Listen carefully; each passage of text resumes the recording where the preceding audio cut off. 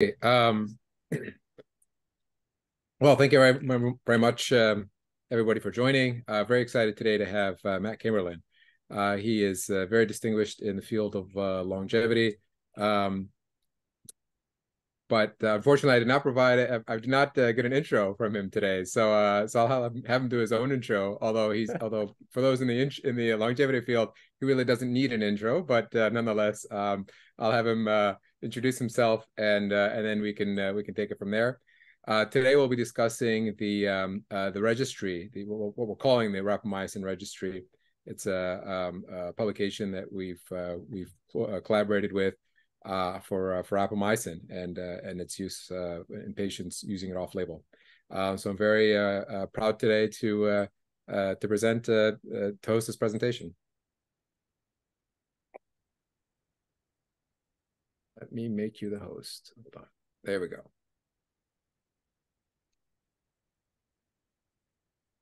All right. Hey, everyone. Hopefully you can hear me okay. I will share my screen. And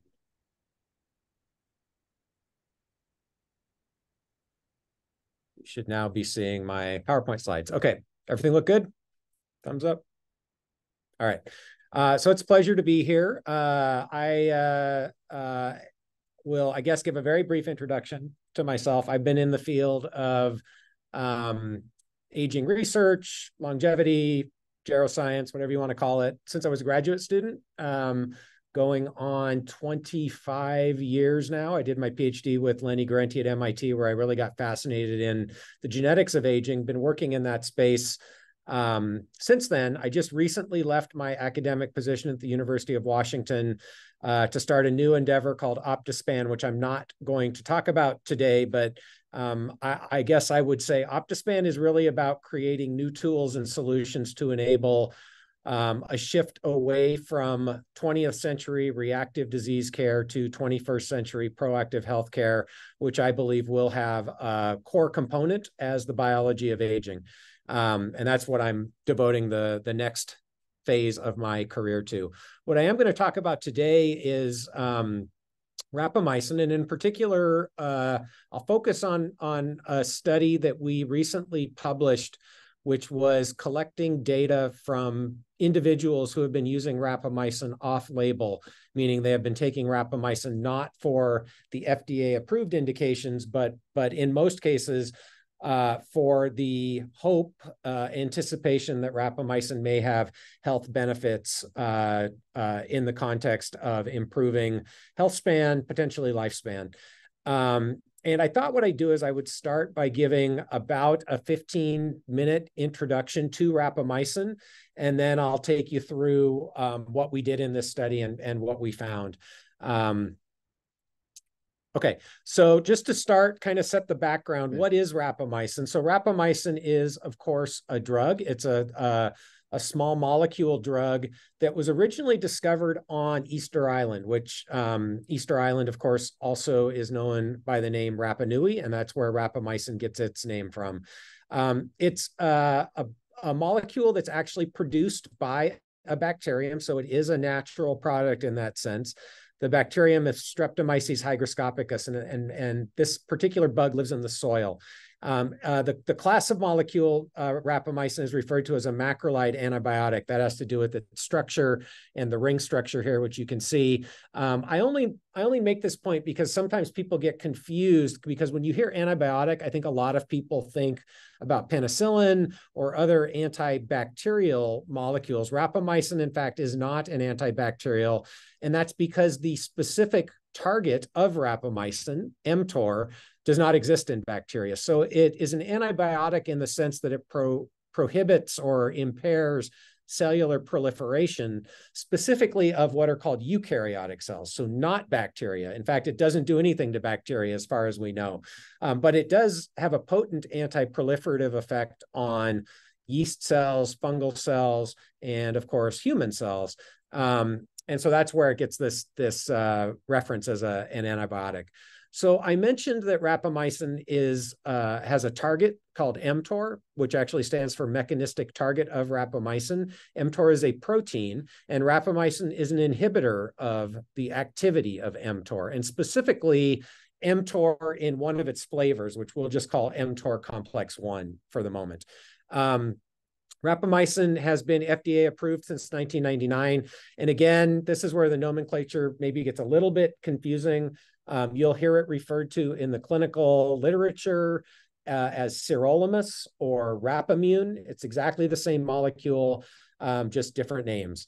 And it was first FDA approved for kidney transplant patients, has since been used in other types of transplants, also used in cardiac stents and used for some other rarer diseases, including certain types of cancer. And then a disorder called tuberous sclerosis complex, which is actually a genetic disorder that leads to hyperactivation of mTOR. So it makes sense in that context that an inhibitor of mTOR would be useful in that condition. But the point here is that it's been used clinically for more than 20 years. We know a lot about rapamycin use in that context.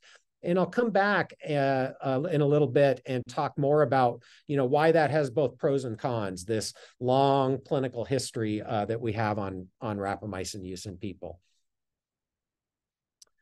So when you think about mTOR, I don't want to get too far in the weeds, but I think it's useful to talk a little bit about, what does mTOR do? And what do we know about mTOR from kind of big picture perspective? And I think it's fair to say that mTOR is one of the most important regulators of growth and reproduction in eukaryotic cells. And as far as we know, every eukaryotic cell has mTOR, and it has pretty much the same role in eukaryotic cells of sensing the external environment and then helping the cell make a decision about whether the external environment is appropriate for growth. And at the whole organism level, that can be interpreted also as appropriate for reproduction of the organism.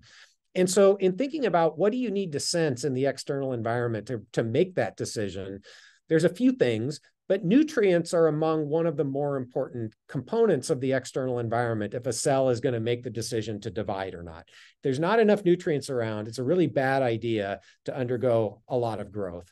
And so TOR kind of senses the nutrients and other factors in the environment and helps make that decision. So when there's a lot of nutrition around, a lot of food, that leads to activation of mTOR, and that promotes growth.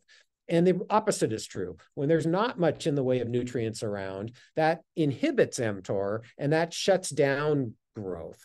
And so you can think of it as this balance between growth and reproduction on the one hand, and stress resistance, and a byproduct of stress resistance being longevity on the other. And mTOR kind of helps make that balance. Okay, now I mentioned there are two complexes, mTOR complex 1, which is what rapamycin inhibits, and mTOR complex 2. I'm not going to say any more about these two complexes other than to just say there are these two complexes. They regulate different things. And by and large, it's mTOR complex 1 that has been implicated in the context of aging and longevity. And I'll come back and talk more about that. And rapamycin is a specific inhibitor of mTOR complex 1. And the way it does that is it binds this other protein called FKBP12. And when rapamycin is bound to FKBP12, it inhibits the activity and breaks apart mTOR complex 1. So that's really all you need to understand is rapamycin is an inhibitor of mTOR complex 1. And that kind of mimics a low nutrient state. It kind of tricks the cell or the organism into thinking that there's not very much food around, even when there's plenty of food available in the environment. That's kind of what rapamycin does. Okay. So why do we think that this is an interesting target in the context of aging? And there's a whole body of literature going back to 2003-ish, where people have shown, a bunch of different labs have shown that if you either genetically turn down mTOR, and that's by using things like RNAi or gene deletion or transgenics, if you turn down mTOR genetically, you can increase lifespan in every animal model where this has been tested. And the same thing's true with rapamycin. So this is a really nice example where you've got not just the drug, but you also have the genetics from a mechanistic perspective backing it up. And as I mentioned, this is true in every major model organism that's used in biomedical science. It's true in single-celled yeast, nematode worms, fruit flies, and mice. In each of those cases, independently, many, many labs have shown you can increase lifespan by inhibiting TOR. We also know that inhibition of TOR can be connected to all of the hallmarks of aging. And for those of you who are hallmarks aficionados, you will recognize these are the old hallmarks of aging. There are new hallmarks of aging. 3 more have been added to the list. And even there, we can make the case that rapamycin or MTOR interacts with all of the hallmarks of aging. So it's clear that it's not just affecting one thing. It really seems to be affecting broadly the biology of aging. In mammals, where we can actually look more comprehensively at a variety of health span metrics, we also know that we can improve function and reduce pathology in pretty much every tissue and organ where this has been tested. And I would say it's certainly the most robust and reproducible intervention for extending lifespan in mice, arguably other than caloric restriction, but I would say it's more consistent than caloric restriction. And really, it just works. And I think in this field, that's somewhat unique. If you look at the other interventions that people talk a lot about or are excited about, generally not the case that they work every time in multiple labs. And so I would say that this puts rapamycin, maybe with caloric restriction, kind of in a class by itself. And that's one of the reasons why, I think it's particularly important and interesting for us to continue to study. And you can see Matt's sort of ranking of longevity interventions. This is my list. Please, nobody email me and say, you didn't put my favorite intervention at the top of your list. This is my list. You can make your own list if you don't like it. I think rapamycin's at the top. All right. So I want to make the point, rapamycin is not a miracle drug. I would say it is the most effective longevity drug to date, both in terms of reproducibility and magnitude, or at least absolute magnitude of effect. I think we need to be a little bit careful not to get too confused by percent change, because percent change depends on what the control is, what the denominator is. If you look at the absolute magnitude that the mice live to, I don't think there's a drug that matches rapamycin in terms of length of lifespan extension. Importantly, it also works when started in middle age. And this was first shown by a study from the interventions testing program, where they started treating the mice at 20 months of age, about the mouse equivalent of a 60-year-old person, and found that you could still extend lifespan, even starting in middle age. Those of us in the field kind of take that as routine now. We know of other things that have this effect, but at the time this was published, it was really the first demonstration that you could treat with a drug in middle age and have a robust effect on longevity. And that's important from a translational perspective. This is work, as I mentioned, from the ITP, this kind of famous paper that David Harrison was the lead author on. Brian Kennedy and I were fortunate enough to be able to write a news and views from this. And I put this up here because I'm kind of proud of the fact we were able to give an ode to Led Zeppelin in that news and views. The other thing I want to mention about rapamycin is it doesn't only increase lifespan in mice. In pretty much every tissue and organ where people have looked, it either delays the declines that go along with aging, or in a few cases, starting treatment in middle age, you can actually see a functional improvement. And that's true in the heart, it's true in the immune system, it's true in the ovaries, it's true in the oral cavity, probably true in the brain as well. So we can make an argument that at least phenotypically, rapamycin can actually reverse some of these aging phenotypes. And I'm just going to show you a little bit of data. This is actually work from my lab, a fantastic former graduate student in my lab, Jonathan On, who's a DDS PhD student, so a dentist PhD, showed that we could start treating mice at 20 months of age and within 8 weeks see a reversal of periodontal disease in those mice. We could regrow bone around the teeth. We could suppress inflammation of the gums, so gingivitis, and we could revert the oral microbiome back toward a more youthful composition. I'll briefly mention this later. John actually has a clinical trial starting up out of the University of Washington to test whether or not rapamycin can have similar effects in people on periodontal disease. And this work is published for anyone who's interested. Cardiac aging, there are now, I think, 3 or 4 labs who have all seen this. You can start treatment beginning at about 20 months of age and within 10 weeks see a reversal, at least of some aspects of cardiac aging. This is actually a study from Peter Rabinovich's lab where they could show that you could actually reverse changes in left ventricular mass index within about 10 weeks treatment of rapamycin back to what looks like a more youthful state. Or you could reverse changes in left ventricular function. And they looked at, I think, 3 different measurements of left ventricular function, one of which is EA to AA ratio. And again, see that within about 10 weeks of treatment, you could restore left ventricular function as based on this measurement. Hopefully everyone can see my little laser pointer here, from the aged level in white back to what looks like a more youthful level in black. You can see that it's essentially identical to the young control animals that never got rapamycin. So again, for this particular measure of cardiac aging, you see a full restoration of function within 10 weeks in aged mice. And that's interesting because there's now data in both dogs and cats that rapamycin can have an effect on the aging heart. In dogs, this comes from a study that we published out of the Dog Aging Project back in 2017, where dogs got rapamycin or placebo for 10 weeks. And we measured by echocardiogram measures of left ventricular function before and after. And so the blue circles are the placebo dogs. The red triangles are the rapamycin dogs. This dotted line here is y equals x. And the x-axis is the measurement before treatment. The y-axis is measurement after treatment. So the way to think about this is anything below the line got worse over the 10 weeks. Anything above the line got better over the 10 weeks. And hopefully what you can appreciate is there are more red triangles above the line than below the line, which are the rapamycin treated dogs, versus the placebo dogs, which are kind of scattered above and below the line. So this was statistically significant. The interesting thing here is I think if you look carefully, you can see the red triangles that are above the line are the dogs that came in with lower function at baseline, suggesting that, because remember, these are all in the normal range now. This is normal aging, suggesting that individuals at lower function, maybe within the normal reference range, are maybe the ones that are more likely to benefit from rapamycin treatment, at least in middle-aged dogs. And then this is a new study, just came out, again published, looking at hypertrophic cardiomyopathy in cats. This is a study that is funded by Trivium Vet, a company out of Ireland that's developing a pet version of rapamycin, where they were able to show that rapamycin treatment, both at two different doses, attenuated progression of hypertrophic cardiomyopathy in cats, which I think is really interesting. And there's some anecdotal evidence for effects of rapamycin on hypertrophic cardiomyopathy in humans. So this is exciting, and I'm very interested to see how this progresses with their studies. Okay, and then the last thing I want to walk you through is this really cool study from 2009 from Penn Zhang's lab at Michigan, where they were looking at the effects of rapamycin on immune function.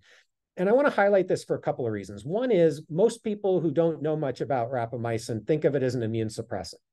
What this study actually showed is you can actually rejuvenate immune function in a mouse with rapamycin treatment.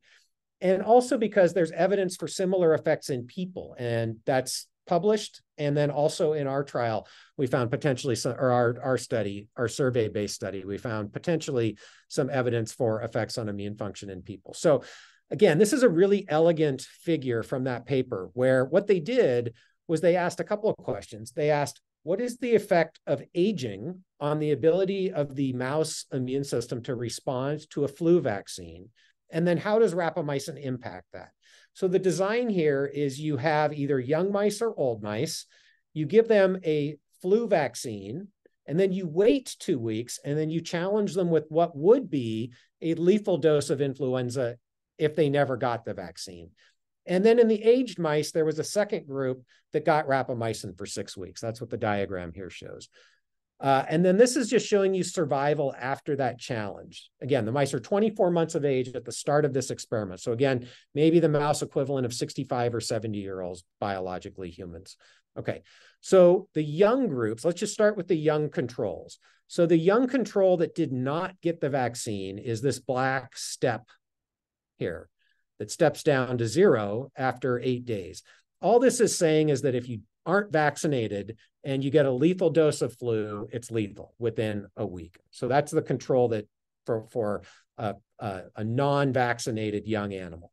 Vaccinated young animals are 100% survival. Again, this is just the control. It just shows you that the vaccine worked, right? The immune system did what it was supposed to. The mice were protected.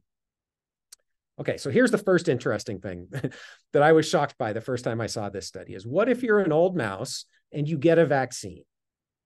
That's the dotted line here. That's pretty much on top of the young unvaccinated until 30%.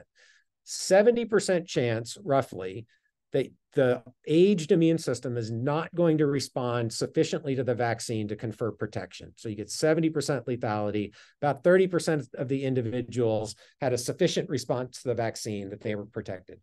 I think all of us know from the last few years that there's something similar going on in humans. It may not be this severe, but there's a decline in the ability of the immune system to respond to vaccines as we get older. Now, if you're a young mouse or an old mouse that got 6 weeks of rapamycin before the vaccine, what happened? And there's a dotted line that you can kind of see if you look closely underneath the solid line here, 100% survival, old plus Rapa with immunization. So what this is showing us is that at least in mice, 6 weeks of rapamycin treatment is enough to rejuvenate the ability of the aged immune system to respond to a flu vaccine, 100%. Okay, that's pretty darn striking. And again, given the lessons we've all learned over the last few years, potentially important for human health. Okay. And there is some evidence that the same thing is probably true to some extent in people. There have been 2 phase 2 clinical trials with a derivative of rapamycin called Everalimus or RAD001 that showed evidence for an improvement in the ability of the aged human immune system to respond to a flu vaccine after 6 weeks of treatment. And I'm not going to take you through all those studies. They're published. Joan Manick is the lead author on all of them. A couple things I want to highlight. One is that those studies, I think, pretty definitively showed that at a dosing protocol for Everalimus of about 5 to 6 milligrams once a week, really no difference in side effects compared to placebo, at least over this time range. And then the company that was developing this drug took it to phase 3, but they removed Everalimus from the phase 3 and left in a different mTOR inhibitor called RTB101 that acts through a different mechanism. So very different drug. I only say that because I don't want the failure of that phase 3 to be confused with a failure of rapamycin to have the expected effect. It was a different drug. There was no rapamycin or rapamycin derivative in that trial. Even there's some evidence for improved protection against future viral infections, including coronavirus, which is kind of interesting. And for anybody who's interested, there will be an upcoming episode that David Sabatini and I recorded last week with Peter Attia. And we go into sort of a deep dive on all things rapamycin, but we also go into these studies in depth as well. So I'd encourage you to check that out when it comes out. Okay, then the last piece of data I want to show you is, again, work from my lab where we looked at what is the effect of transient treatment with rapamycin on lifespan. And we were able to show that, again, a short-term treatment with rapamycin starting at about 20 months of age was sufficient to increase life expectancy, remaining life expectancy, by up to about 60%. That was the best effect we got. We tested a couple of doses and there were some sex-dependent effects there. The only point I want to make here is that we don't know whether this is going to translate to people, and if it does, whether this is going to be a linear extrapolation. But if it were, that would be a few years for a typical 7-year-old dog, or a couple of decades potentially for a typical 50-year-old woman. So possibly quite significant effects on lifespan, potentially in addition to these effects that have been shown for a variety of different health span metrics in mice. So I think there is reason to be optimistic that rapamycin could have positive effects in people. So why aren't we all taking it? And I think there are lots of reasons. I'm going to talk a little bit about the bad reputation, but rapamycin has an unfortunate, in my view, bad reputation, largely because of the way it was developed clinically as an organ transplant rejection drug. It gets lumped in with some other immunosuppressants that do have a pretty long list of side effects. And I would just say it is completely unclear to me that rapamycin monotherapy in people who are not organ transplant patients taking other strong immunosuppressants has anywhere near the same side effect profile, or that it is particularly immunosuppressive. So you'll hear it referred to as an immunosuppressant. More properly, I think we should call it an immunomodulatory agent. It's also off patent. There's really no incentive for pharmaceutical companies to do the definitive clinical trials that would need to be done to, number one, definitively answer the question of what the safety profile looks like. And number two, get rapamycin approved for new label indications potentially related to healthspan metrics. There's no clear regulatory path for approval to target aging in humans. That's in the works, but right now that really doesn't exist. So I don't think, even if we believe that rapamycin could have a positive impact on aging in humans, you would not go after that sort of an approval from a regulatory perspective. And then I'll say physicians are risk averse, and they're not used to considering aging or healthspan as a treatable condition. Now, that's a generalization. I'm sure there are some physicians listening who don't fall into that category. In fact, I know there's at least a couple. But by and large, there is an aversion to doing something when doing nothing is an option. And I think that's a bigger discussion that needs to be had around risk reward. But I think it is a limitation that makes it often hard for people to have a conversation with their physicians about something like rapamycin. This is the list of side effects. This comes from our friends at the Mayo Clinic that people list associated with rapamycin. I kind of laugh because I think it is what it is. Rapamycin does have an FDA black box warning. Again, probably not deserved in my opinion, but it's there. And this creates this idea that it's a dangerous drug and creates some fear around rapamycin, for better or worse. And so that has led, I think, to a slow pace of progress in evaluating rapamycin for clinical use. There are some signs that that's starting to change, but it's very, very slow. As many of you know, I'm part of something called the Dog Aging Project, where I've spearheaded a large double-blind placebo-controlled clinical trial in dogs called the Test of Rapamycin in Aging Dogs that's underway.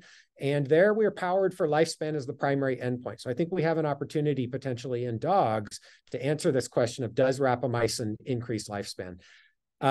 This isn't a comprehensive list of all of the rapamycin clinical trials outside of the standard anti-cancer, where there's quite a few. But it's a short list of trials I'm familiar with. There's the RAPID trial. I mentioned that John is heading up the University of Washington. There's the Vibrant trial that Zev Williams and Yushin Su are leading, looking at premature ovarian failure. That's going to be very interesting. I'm excited about that. There's, of course, the Pearl trial at Ageless RX that Dr. Z has been leading up that I think is going to be informative and interesting. There's another trial called Wrapup. And I show this in part because to say, okay, good stuff's happening, but I also want to make the point, these are all small trials. None of these are at the level of what we would want to see for a phase 3 to really answer the question of, is rapamycin impacting these endpoints? Other than the Triad trial in dogs, right, where we are definitely well powered, none of these are going to definitively answer the question. And so while I'm enthusiastic and excited about these clinical trials, I really wish that we had line of sight on some definitive answers where we could actually go to physicians or go to regulators and say, hey, this works, or it doesn't work. Really answer the questions. And so that's where some of my frustration comes in. And I think there are lots of rock solid endpoints that we could do those kinds of clinical trials for, but somebody's going to have to pay for them. And so I'm not sure if it's going to happen or not. I would like to think it will. But I think in the interim, we need to continue to collect as much data as we can. And that's really what spurred this project that I'm going to spend the next 10 or 15 minutes telling you about.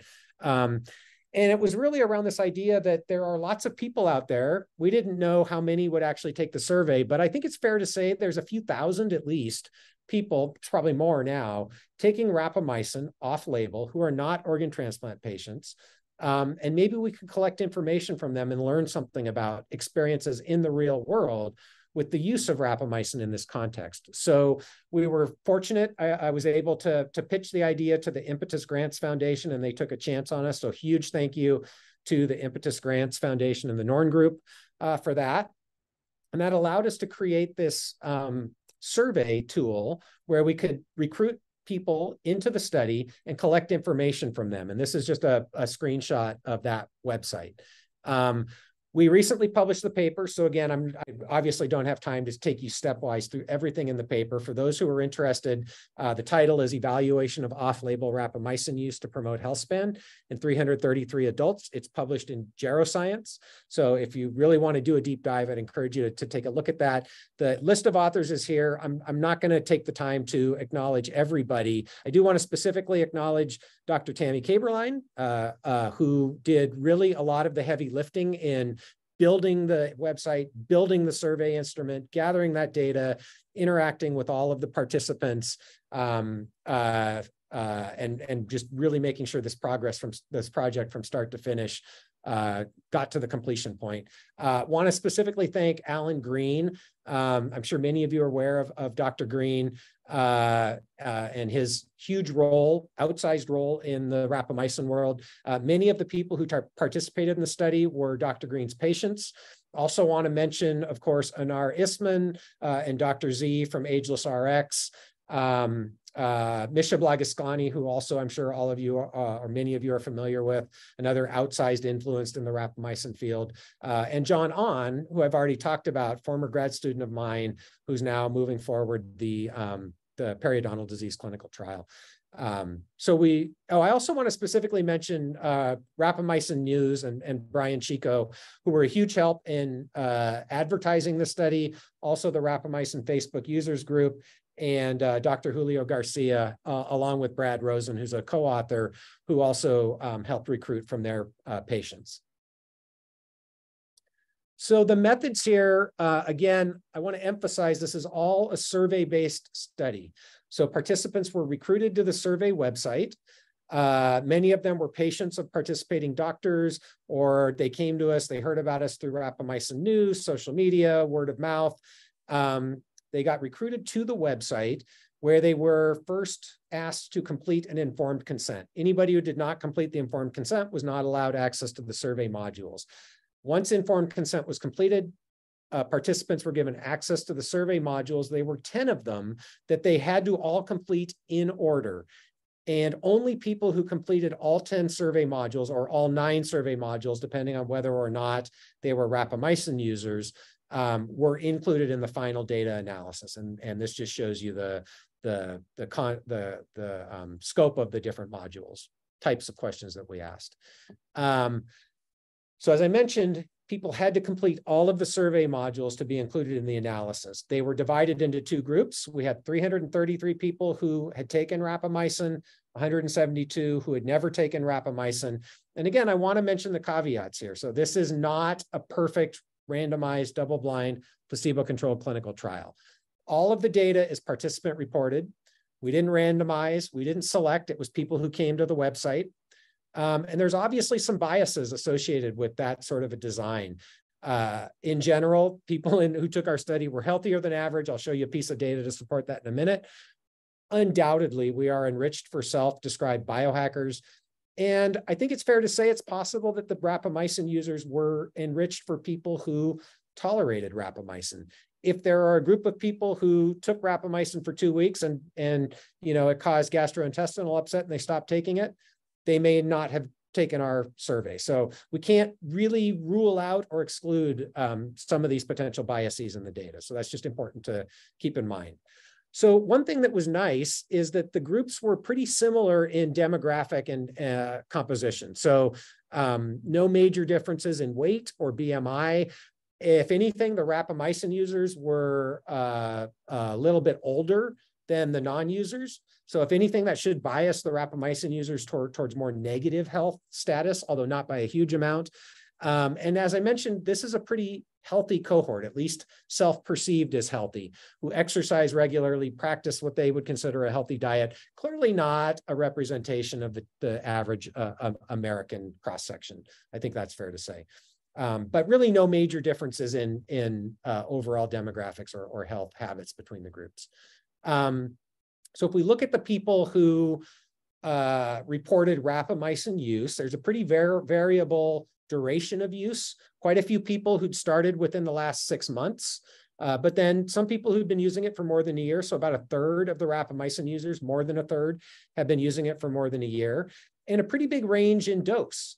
So this is normalized to weekly rapamycin dose. Not everybody who answered the survey used rapamycin weekly, but that was by far the majority. 89% used it once a week versus daily or some other regimen. So we just normalized total dose to weekly dose. And you can see within this distribution, there's a clear maximum around 5 to 6 milligrams once a week. Also, quite a few people who use 3 milligrams once a week, but there's a pretty big range all the way up to 20 milligrams once a week. So I think that 6 milligrams once a week, we can talk about it if people are interested in the Q&A, is just for historical reasons. And that kind of matches up with the Joan Manick study that I mentioned, which was 5 milligrams once a week. Rapamycin use by and large was perceived positively by the users. Maybe not shocking, but interesting to see. Generally, most rapamycin users agreed with a majority of the statements associated with positive feelings about rapamycin use, including that it has anti-aging properties, that they're happier, that their brain works better. Again, very subjective. Don't want to draw too much from this other than to say most people who take rapamycin off-label are happy with their use of rapamycin off-label. The one thing that was interesting is quite a few people said that other people have commented that they are looking good or that they're healthier. So that may suggest that there's other people picking up on potential effects of rapamycin use as well.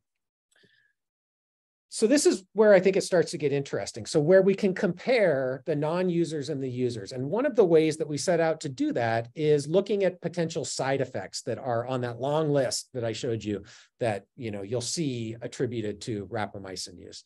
So the way we did this was we asked people to consider the past 3 months and whether or not they had experienced the following. And you can see this set of 40 or so different potential side effects. And for this analysis, we only considered rapamycin users who'd been using rapamycin for at least 90 days because the period of recall was over 3 months. And we compared that to the non-users. And here I didn't really know what to expect, but I expected we would see several things that were higher in the rapamycin user group compared to the non-user group. In fact, what we saw was only one thing that was statistically significantly higher in the rapamycin user group, and that was mouth ulcers or mouth sores. That actually is reassuring because that's the most common side effect reported in all of the clinical literature. And it's also the most common side effect you will hear talked about on the rapamycin user groups or rapamycin news. So this is reassuring to see because it tells us that indeed the rapamycin users are experiencing the side effect we would expect them to experience. There were 6 other side effects that were statistically different between the two groups, but they were all more frequent in the non-users. And those are abdominal cramps, depression, abdominal pain, muscle tightness, anxiety, and eye pain. I don't know what to make of this, but it's interesting that it's actually less frequently reported in the rapamycin user groups. Potentially, some of these are real benefits of rapamycin use. Again, obviously requires additional study, but interesting. Certainly, I think we can say that among this group, there is no evidence other than mouth sores that rapamycin use has any significant side effects based on the side effects that we asked about. I think the anxiety and depression are particularly interesting because there's this growing body of evidence that rapamycin has impacts on brain chemistry, on things like autism, anxiety, depression. I've just noted a couple papers here that I think are interesting. Table 5 from this review by Arlen Richardson is particularly interesting where they note effects on cognitive function. Some studies specifically call out anxiety and depression. And then there's this growing sort of murmur in the psychiatric world on interactions between rapamycin and ketamine. You can find evidence both directions, but I know at least a couple of practicing psychiatrists who have reported pretty interesting additive or synergistic effects with rapamycin and ketamine on things like chronic pain, depression, and anxiety. So I think there's interesting real biology here that's certainly worthy of further study. And maybe what we're seeing in our data is reflecting that. Okay, the other thing that I thought was particularly interesting was looking at COVID-19. And we were kind of fortunate in the timing here that the world was just coming out of the COVID-19 pandemic. And we could ask people, what was your COVID-19 experience? So one thing I'll tell you, looking at users versus non-users, absolutely no difference in frequency of COVID-19 infection. So no evidence that rapamycin use impacted risk of infection with COVID-19 at all. Where we started to potentially uncover some differences are in severity of infection among people who got COVID-19 and risk of long COVID. And so the way we broke this out was, if you think about rapamycin users in the context of COVID-19, there's really three different possibilities. Some of them didn't start their rapamycin use until after their COVID-19 infection. That's the after infection only group here. Some maybe took rapamycin prior to, but not during their COVID-19 infection, and then they may or may not have started again. And some people took it continuously throughout their COVID-19 infection. And so we did the analysis for each of those groups. And if we look at the continuous throughout and compare them to all of the other groups, there is a statistically significant reduction in risk of moderate or severe COVID-19. And we had specific definitions. I think moderate we defined as symptoms lasting more than a week or 2 weeks, and then severe was symptoms lasting longer than that and or requiring hospitalization. So potentially evidence that continuous use of rapamycin throughout a COVID-19 infection is associated with lower risk of moderate or severe infection. Potentially also lower risk of long COVID, which we just asked people if they had or were still experiencing symptoms that they associated with COVID-19. Again, lots of limitations to this data. Would love to see it in the context of a double-blind placebo-controlled clinical trial, but I think strongly suggestive that rapamycin may actually have some impact on COVID-19 severity and persistence of COVID-19 symptoms. So I think some conclusions we can come to are, I already mentioned rapamycin is clearly the gold standard in my view for a longevity and health span promoting intervention in preclinical studies. In my view, the risk from low dose rapamycin use in normal health people appears very small. I'm not an MD, not medical advice, but that's my personal opinion. At least over a period of a few months. I think longer term, we still don't really have enough data. Is there potentially some benefits to transient use followed by a break, followed by transient use? We don't really have data there. But at least over the short term, I don't see any real evidence for significant risk associated with low-dose rapamycin use off-label. Majority of off-label users reported positive health impacts self-perceived. And I think that's kind of backed up by the side effect data. 6 of the 7 significantly different side effects were lower in rapamycin users compared to non-users. Continuous use seemed to decrease COVID-19 severity. Obviously, there's issues of reporting bias. And while I would like to be optimistic that we're going to see definitive clinical trials in the near future, I don't think that's likely unless someone steps up and decides to pay for those trials. In which case, I think we're going to continue to collect as much data as we can and learn what we can. And that's what we're going to have to do to make progress in this space. So with that, I will stop. And I'm happy to take some questions. All right. Well, thank you very much. That was great. We actually have some questions lined up already. We have about 13, 14 questions. For some reason, I'm not able to start my video. If anybody wants to take a look at me while I'm talking. Please do. Nobody wants to look only at me. I think as a host, you have to somehow enable my video. It's been disabled. You should be able to. I got. Dr. C. All right, there we go. There you go. All right. All right. Well, thanks a lot. Yeah, I mean, we can kind of tag team on some of these questions. I think you'll have some better insights on some of these answers than I will, and vice versa. But yeah, thanks a lot. Thanks a lot. That was a really good review. And you know, we were very fortunate to be able to put together the registry project. I think that was a great step forward in the field. Before we get to some of the questions that were asked, could you touch a little bit more on the 6 milligram per week? You know, where do you think that's come from, and why has that kind of been stuck as kind of the gold standard for rapamycin so far?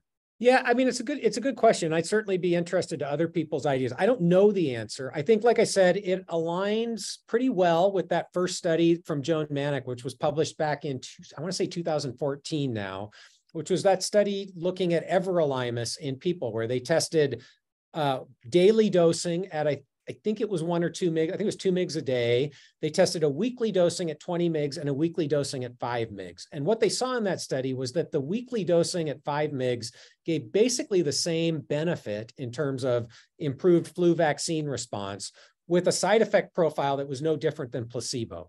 So that is close to the range of 6 mgs a week. And then I think Alan Green probably had a big role here as well. But I think his landing on 6 mgs a week was probably informed by Joan's study. And so that was, I think, his initial recommendation. It may still be his most common recommendation. And so many of his patients started using that. And it kind of became the standard in this off-label use of rapamycin community. So that's my impression of where that came from. Now, the once weekly dosing, you can also make a biological rationale for why you might want to do once weekly versus daily, which I know Alan has made as well, which is that chronic dosing with rapamycin, at least at higher doses, can lead to feedback inhibition of mTOR complex 2. So I mentioned rapamycin is a specific inhibitor of mTOR complex 1. It doesn't affect mTOR complex 2 in the short term, but David Sabatini and others have shown that if you chronically treat with rapamycin, you can get feedback inhibition on mTOR complex 2. So by dosing once a week, theoretically, you might evade that inhibition of mTOR complex 2, which is associated with some of the metabolic side effects that might or might not be real. Like, I'm not super convinced that rapamycin at lower doses has these metabolic side effects anyway. And Misha Blai-Goswami has argued that the metabolic side effects are actually part of the therapeutic benefit. So to me, that's a bit more speculative, but you can make a plausible biological rationale for once weekly dosing based on trying to avoid mTOR complex 2 inhibition. Do you have any idea where Manik and her group got the 5 milligrams per week, or we have to go back and dig into the study or ping her and ask her? So I don't know where that originally came from. I know that it was at least in part based on this mTOR complex 2 model. It also, I don't know when this actually became part of their model, if it was already back then or later, but also based on the idea that autophagy, which is this cellular recycling process, which is one of the things that mTOR regulates, which is thought to be important for many of the beneficial effects. So when you treat with rapamycin, you turn up this process called autophagy, which degrades a lot of damage that's accumulated.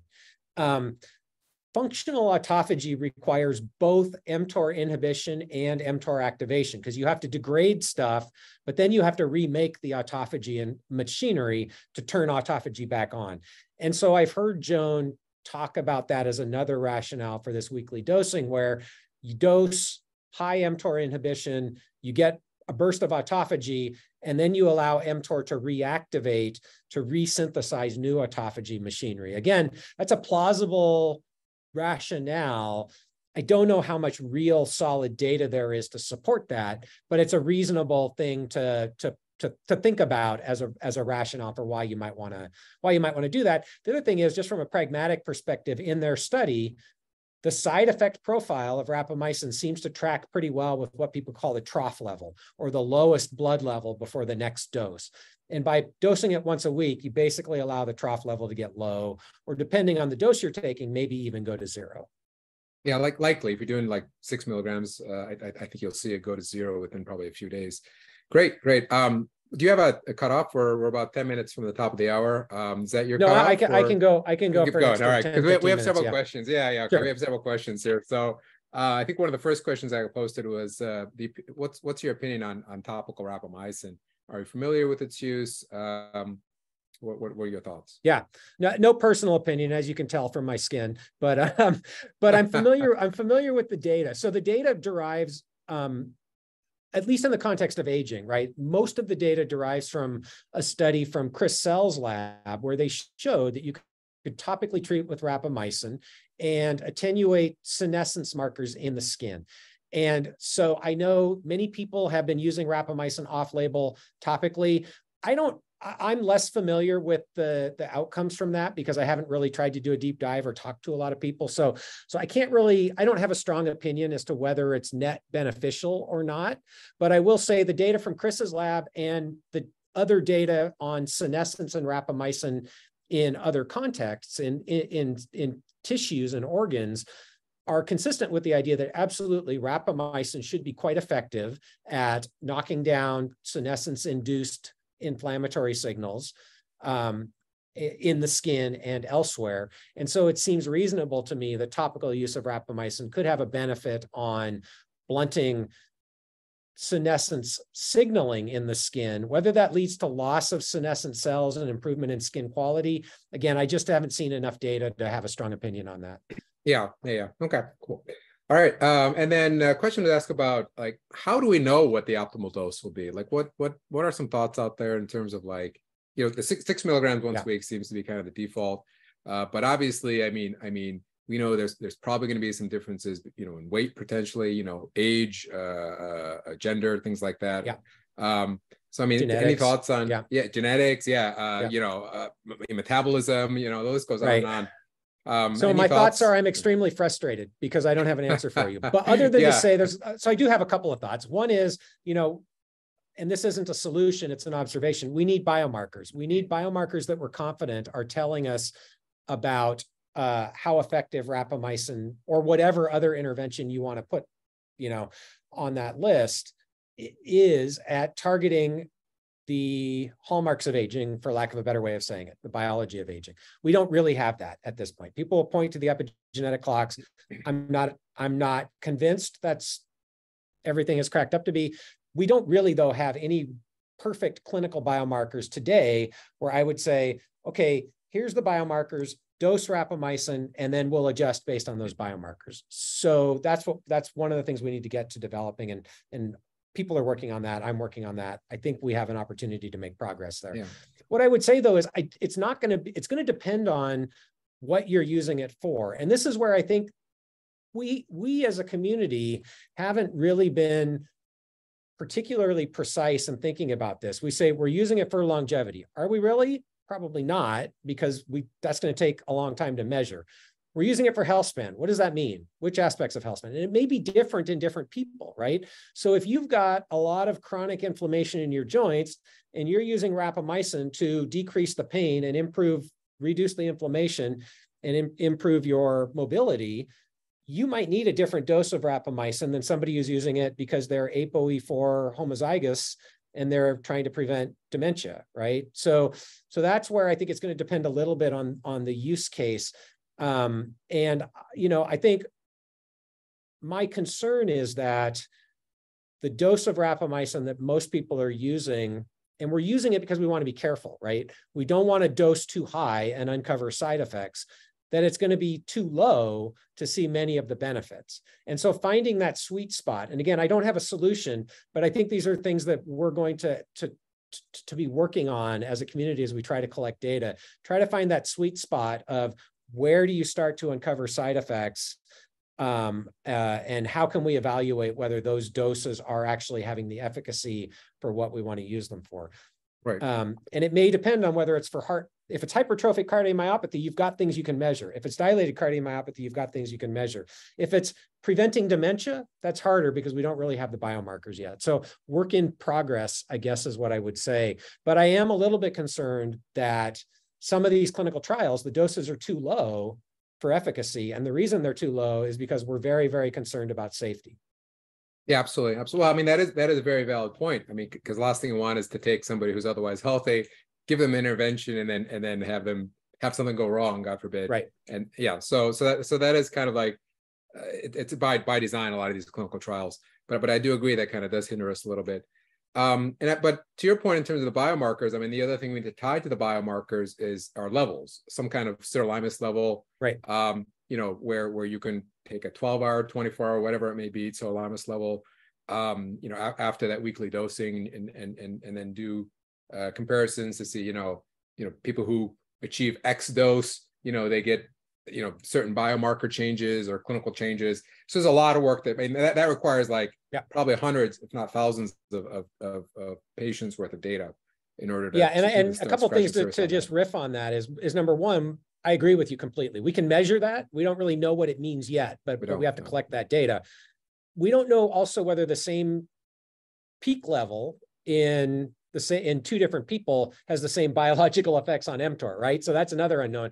One of the things that we touched on in this Peter Attia podcast episode that I mentioned with David Sabatini is also autophagy. We don't have great ways to measure autophagy. So we don't have some of the things that we can think of that we would want to measure because we think those are associated with some of the benefits. Even there, we don't have the tools that we'd like to have to measure it. So yeah, it's a challenge. But I agree with you, collecting that information on what is the blood level peak, what is the blood level trough, and how does that correlate with clinical biomarkers or phenotypic outcomes is necessary in order to start to get to the individual dosing that we would like to see. Yeah, we're starting to collect some of that data at AAAS on our patients. Of course, we have the clinical trial, though it's limited, but we are expanding that to more of an open observational. But we can't do it alone. So I'm really optimistic that there'll be a lot of other groups joining the effort in the near future. So I think that answers another question as well in terms of serum Everalimus levels. See another question that came in. Let's see. A participant asked about increase in triglycerides, and if that's something to worry about. And kind of on the same vein, insulin resistance. What have you heard from the grapevine in terms of these effects, and what are your opinions on them? Yeah, so absolutely, increase in triglycerides is a known side effect of rapamycin use in organ transplant patients. Maybe you know the number. I don't remember off the top of my head what the frequency is. Not everybody, doesn't happen to everybody. Insulin resistance and pseudo-diabetes, also a known side effect in some organ transplant patients. So the couple things I would say there. One is, my personal opinion is, if I was using rapamycin off label and I saw that, I would think probably back off on the dose if I saw either of those. But there is a school of thought that those are treatable, right? And so maybe you treat the triglycerides through other ways and you keep the higher dose of rapamycin. Again, I don't think we know at this point. And Misha Blagoslani, I think, has argued with logical reasoning that some of the metabolic effects of rapamycin may actually be part of the benefit. Insulin resistance, I would say it depends a little bit. I think if you see an increase in fasting blood glucose, I would be less concerned about that, as opposed to seeing a true insulin resistant phenotype using rapamycin off label. I don't think that's very common, but I don't know that we have much data. Maybe your experience is different, but I haven't heard a lot about true insulin resistance in people using rapamycin off label. Well, that gets back to, how do you measure insulin resistance? I mean, if you're only looking just at insulin or just at glucose, for example, or A1C, I mean, none of those are really great measurements. Take these GLP-1 drugs like semaglutide and things like that. I mean, you would think that they would lower insulin, but actually, I think studies show that they actually increase insulin. So you kind of scratch your head and you wonder, how does a drug that increases insulin? We've been told forever that the lower your insulin, the more likely you are to lose weight. But these drugs are working fantastic on weight loss, and yet they're increasing people's insulin levels. So I think insulin doesn't give the whole story. So we probably have to come up with other markers. That's one point I'd like to make. The other is, if anybody's check somebody's lipids while they're losing weight, whether it's through diet, exercise, whatever, you'll see, I typically ignore lipid levels while somebody's losing weight because it's typically transient and it's almost always elevated. Like triglycerides are almost always elevated, LDL is almost always elevated. In fact, when I used to have a clinic, I used to tell, when I saw this major shift in lipids, I'm like, are you trying to lose weight? And almost always, somebody said, yeah, I've been on this diet, I've lost 10 pounds. Okay, I'm like, it's kind of rip up the lipid levels. So we'll come back and check your lipids again when you've stabilized on your weight loss. So I wonder, some of these changes that we're seeing with rapamycin, are they transient? Will they last only 6 months, 12 months, and then maybe go back to baseline? So I don't necessarily think alarms need to be raised for changes in these types of markers, especially in the short term. But again, I don't think there's been enough people out there measuring these levels to see what'll happen during a longer term effect. Yeah, and I think one of those clinical trials that I put up there is looking at blood lipids as one of the exploratory endpoints or secondary endpoints that they're using. So hopefully we'll start to get some data, and they're using these dose ranges that we're talking about. So again, this is why I think we're kind of limited, because most of what we know about side effects comes from organ transplant patients. And it's a completely different ballgame in otherwise normal health status people using rapamycin at a few mgs once a week. We really just don't know what that looks like or how frequent some of these potential side effects are. The other thing I'll say is side effect doesn't necessarily mean bad. So, we kind of get it in our head that these are bad, right? Because they're side effects. Side effect just means something that you weren't using the drug to achieve, right? And it might actually be okay. It might actually be beneficial. So that's a useful thing to keep in mind as well. Right. I mean, take metformin, for example. I mean, metformin is pretty well known to cause GI side effects. But, there's some literature to think that could be a good thing. It's rearranging or changing some of the microbiome. And so it could just be a change in the microbiome that's being affected. I mean, I don't know that for sure, but that's one of my suspicions. So in that case, it could be a good thing. You just have to sometimes wait it out. And as long as it's not severe or persistent or troubling, then yeah, I mean, I agree with that totally. Let's see what else. So we have a patient asking more in general in terms of rapamycin and its safety in childbearing or having kids. Should somebody wait until they're completely done having kids before they start on their trek for rapamycin? Yeah. So again, not an MD, not medical advice, right? I have to keep saying that. So this is an area where, I mean, I don't know. I honestly don't think we have much data to really inform us on this. So what I would say is I would be very hesitant to take rapamycin while you are trying to conceive or while you are pregnant. I think that's a safe thing. Use of rapamycin before, in advance of childbearing years. First thing I would say is you probably are young enough that you don't need to worry about it. That would be my gut reaction. But I don't mean to minimize it. I'm just saying, I don't know that the data is at the point yet where personally, I would say, if you're in your 20s or 30s, you really need to be thinking about rapamycin for longevity purposes. So that would be the first thing I think of. But my gut reaction is there's probably no risk. So everything we know about mTOR inhibitors is that the biological effects that anything that I would expect to impact, egg quality, sperm quality, anything like that, once you stop taking it, are going to revert, right? If anything, what you might do is get a persistent lower inflammatory state for some period of time after taking rapamycin. So I can't think of any reason why it would be a problem. But of course, you want to appropriately balance risk reward and probably want to be pretty risk averse in a situation like this, where there could be consequences. We just don't know, I think is the answer. We just don't know. Yeah, I would definitely not encourage anybody to be on rapamycin, while actively trying to get pregnant. But I think you had mentioned the Vibrant trial. Yeah, looking at ovarian failure in women. Yeah. So I mean, if I think that was based on mouse studies that show that it helped with ovarian failure, premature. Right. So there's a few studies now. A couple have been published, a couple haven't been published. Very robust improvements in aged ovarian function or reversion of aged ovarian function, including ability to conceive in mice that were unable to conceive. And so, yes, in this trial, the women who are in that trial are advised not to try to get pregnant while they're in the trial or for 3 months. I think it's 3 months after taking the medication. It might be 6 months after, but so it's kind of the same thing that we landed on, right? Which is, not while you're trying to conceive or for some period of time after you stop taking rapamycin. But the hope is that it will actually enable these women to get pregnant from this clinical trial. Are you familiar with any trials looking at sperm or sperm like sperm count or sperm function? I'm not. And in fact, if you look in the mouse literature, it's actually pretty clear that rapamycin causes I guess what you would consider negative effects, defects in spermatogenesis. So not long-term sperm quality. And again, these are transient. So if you stop giving the mice rapamycin, they go back to being able to produce sperm. But it certainly can affect spermatogenesis. That makes a ton of sense. Rapamycin is an anti-proliferative, so it makes sense that it would impair spermatogenesis. I don't know of any data or studies or trials looking at male infertility and rapamycin.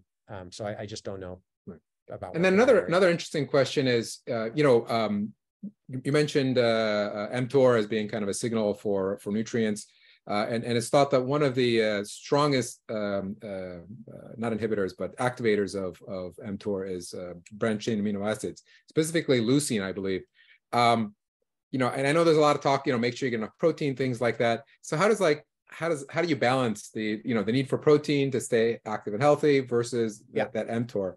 Yeah, this is a tricky question. Yeah. No, it's a tricky question. So I can tell you what I think, and it's just what I think, right? So I think the way I think about protein is, first of all, your protein consumption, right, is, first of all, mTOR is not on or off, right? Its activity cycles throughout the day, throughout your normal feeding cycle.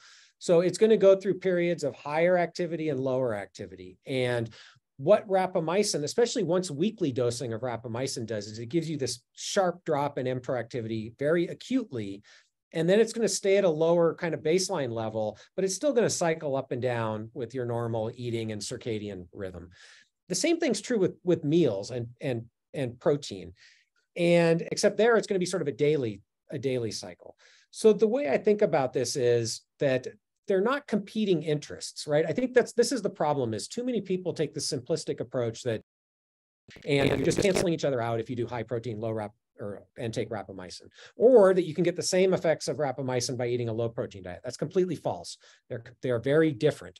They are overlapping but distinct, and the kinetics of mTOR inhibition matter. So my personal view is, particularly in people who are above 45, 50, maintaining lean mass is critically important as you get older. There are a variety of ways that you can do that, but I think eating sufficient protein, and what that means is still all up for debate. Eating sufficient protein and practicing resistance training to build as much muscle mass as you can and maintain it is important. And that's where I put protein. And I think also higher dietary protein for some people makes it easier to maintain a healthy body weight and eat a healthy diet. Not for everyone, but for some people. I think the risks associated with a high protein diet have been greatly overblown by people who oversimplify the epidemiological literature. And that's a whole nother discussion.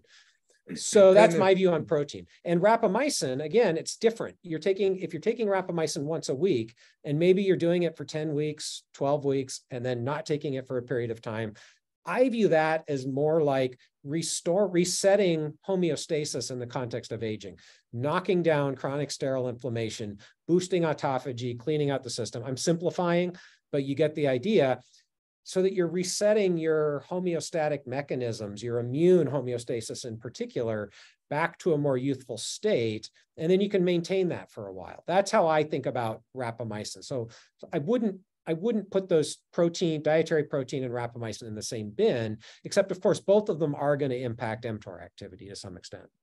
Got it. And then there's a kind of a follow-up question that somebody asked, like there are some studies suggest for metformin, for example, it could blunt the bulking of muscle. So some muscle, right. So your muscle gain is not as robust. Different mechanisms. Yeah. Okay. I was going to say, have you seen anything along the line for rapamycin? So two things to say to that. One is I still don't know of any data showing. So there certainly you can suggest that rapamycin might impair muscle growth in response to resistance training, for example, because we know that you have to turn up mTOR to build muscle. I haven't seen any data to support that at the doses we're talking about, or even at organ transplant doses. Doesn't mean it's not true. I just haven't seen any data. What I can tell you is people can gain muscle mass while taking rapamycin once a week at between 6 and 10 milligrams. I know that for a fact. So it's not inconsistent with being able to gain lean mass. If you were a bodybuilder and you were trying to gain as much lean mass as you possibly could as quickly as possible, might rapamycin impair that? Sure, it might. But I don't think it's going to have a significant impact. We know from the rodent studies that it preserves muscle mass during aging. It prevents sarcopenia in both mice and rats. Again, no direct data in people for or against that. But the mechanisms are different, right? So metformin probably has an impact on response to exercise because it's a mitochondrial inhibitor. It's a mitochondrial toxin. So that's one mechanism by which metformin can impair response to exercise.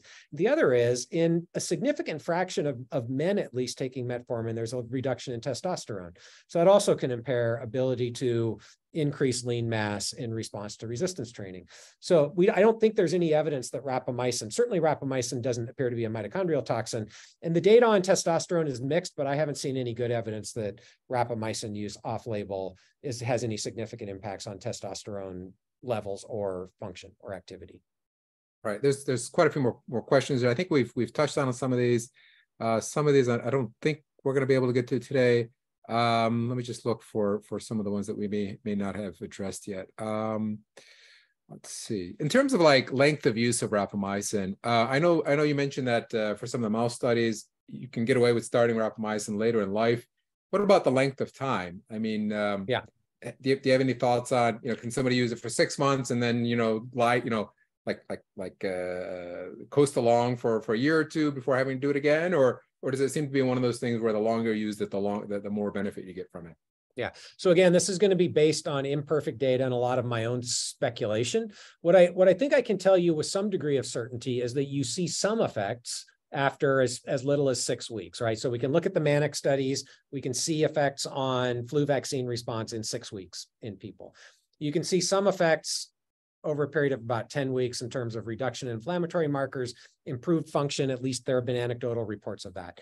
We know in dogs, we can see effects in 10 weeks with rapamycin treatment. So I think somewhere in that 6 to 12 week period is probably the sweet spot. It's going to depend a little bit on what you're looking at or looking for, where you can start to see some pretty potent effects in the realm of immune function and inflammation and maybe heart hypertrophy. But we don't have a lot of data in people yet to know for sure. But that's kind of my guess. That's kind of the sweet spot.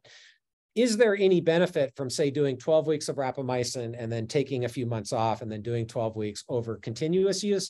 I don't think we have any direct data one way or the other at this point. I will say that I don't think anybody's done exactly that experiment in mice, but it does seem to be the effect, the outcome that for lifespan, at least, intermittent dosing, maybe even like 3 times a week, is less effective in terms of absolute magnitude of lifespan extension than continuous dosing.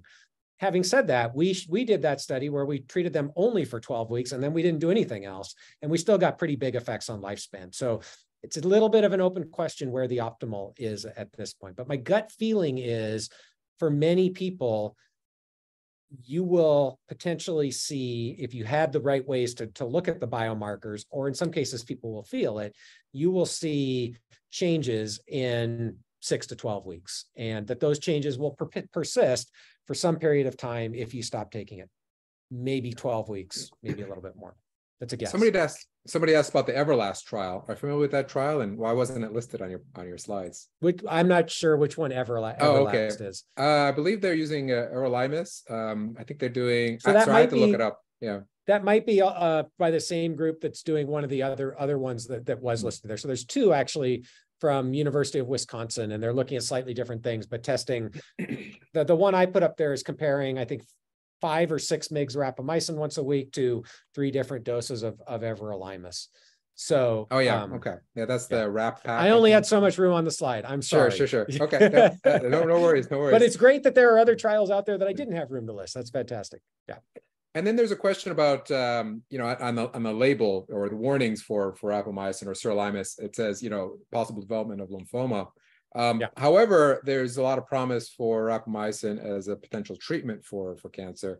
Can you maybe talk about that duality? I can share my opinion as well if you'd like. Yeah, so sure. I mean, I think there's at least 2 distinct mechanisms where we might think that rapamycin is beneficial in the context of cancer. One is just straight anti-proliferation. So cancer are hyper-proliferating cells that are dividing when they're not supposed to. Rapamycin has anti-proliferative properties, can have a direct effect, and by slowing the rate of cell division. Rapamycin is not what's called cytotoxic, meaning it doesn't kill cancer cells directly, but it can slow the progression. The other is immune restoration. So again, if you think about what happens to the immune system during aging at least a very superficial level, you get more what people call sterile inflammation. So you can think of it as the immune system reacting inappropriately to things that it shouldn't be targeting. And then you get a decline in the ability of the immune system to do what it's supposed to do, which is fight off infections and clear cancer. And I think rapamycin, as I've already alluded to, helps reset that immune homeostasis, so you can actually boost cancer surveillance in the context of an aged animal. And so that's another way that rapamycin can have an anti-cancer effect. My guess with the lymphomas is that if you dose too high, right, where you're actually getting a strong effect on the immune system, you're perturbing the immune system so much that it becomes permissive for these immune cancers. And if you go to that 2016 paper that I mentioned from my lab, what we actually saw in the female mice dosed at the highest level, so in the male mice dosed at the highest level, which was 8 mg per kg per day, 60% increase in life expectancy. In the female mice at exactly that same dose, no change in life expectancy. It was right on top of the controls, but they died for completely different reasons. They were completely protected against non-immune cancers, and they all died from highly aggressive immune cancers. And so I think it's going to be a dose effect. My guess is it's a dose effect where you uncover that lymphoma risk, which probably is real at high enough doses, maybe in patients who are also immunocompromised because of other things that they're taking. I don't know if that aligns with your thinking. Yeah, but... no, exactly. I mean, I was gonna say anytime you're looking at any kind of immune suppression, whether it's having AIDS before we had the antiretrovirals, a lot of the biologics that we use like Humira, Enbrel, almost all of them have this lymphoma warning on it, it seems. So I think that's where it comes from when it comes to using sirolimus, rapamycin, for an immune suppressant in the case of transplant patients. But and again, on the flip side, I was just going to say, I think this is side. Go ahead. Okay. I was just going to say, go ahead. I'm talking. Let's try this one more time. Webinar, damn it. Your webinar. Go ahead. So all I was going to say is, I think, rapamycin kind of got bunched in with this class of immunosuppressants that were all widely used and sort of approved around the same time. And that's a general warning about immunosuppressants, right? And I think this gets back to the reputation problem about how much of that is really a risk of rapamycin by itself versus the context that it was developed. I was going to say that, the scientist who gets credit for kind of saving rapamycin from destruction, there was an episode of Radiolab called the dirty drug in the ice cream tub. If you haven't heard it, for those who haven't heard it, you should go back and listen to the episode. I think the story, I can't pronounce his name. I think it's Shurin Segal. Yeah. And apparently he had suffered from colon cancer. Of course, this is his story. And I don't, want to make any kind of claims of any sort or any kind of medical advice. But apparently he claims that, taking rapamycin extended his life expectancy with stage 4 cancer. And he was given like a 6 month, 6 months to live, but he lived for like 5 years. And he seems to credit rapamycin for that. So there is some promise there, and I'd really like to see that play out more in human trials. But there's so many things to study. But so little funding right now. Darn it, we need to get more funding into rapamycin and other promising drugs. Yeah, no argument for me. I agree completely. All right. I think given the fact we've gone 20 minutes over here, I think we've covered all that we can cover and answered almost all the questions we can answer. In terms of how people can access rapamycin, well, we had the Pearl trial we were running, and we're actually going to be concluding that trial by the end of the year. So the 12-month trial should be ending. But we actually opened up a rapamycin offering. So if you go to agelousrx.com/rapamycin. We haven't really publicized it yet because we're working out some of the logistical bugs. But if anybody's interested, that is available. And as part of that offering, we are asking volunteers to do before and after blood work, biobanking, sirolimus levels, things like that. We have we're kind of extending our Pearl trial to a more observational in order to get larger numbers. So if anybody's interested, I just want to kind of end with that. And if you had any closing thoughts, it's your webinar. Thanks. No, just gratitude for doing this. I think this is a great service to the community, and appreciate you having me on. And as I said, you can probably tell I have a balance of excitement and enthusiasm and frustration, and I try to balance those out. I'm absolutely excited about the potential. I think we always have to be careful not to get too far ahead of ourselves, and we don't want to imply to people first that this is going to make you live a lot longer or cure all your ills, or you should run out and start taking rapamycin. One thing I would say is if you're going to take rapamycin off label, do it under the guidance of a physician. I think that it's easy and tempting to try to get source rapamycin from other places. I think that's a mistake. I think you want to do it right. Do it under the guidance of a physician, whether it's through Ageless RX and Dr. Z or a doc that you feel comfortable with. I really want to encourage people to do that. And to the extent you can, contribute to the community by getting your blood work done and following your biomarkers, and we'll learn together as we go. Okay, well, thank you very much. It was great having you, and look forward to maybe having you again next time we have a big announcement to make. So great. Thanks, everyone. All right, thank you.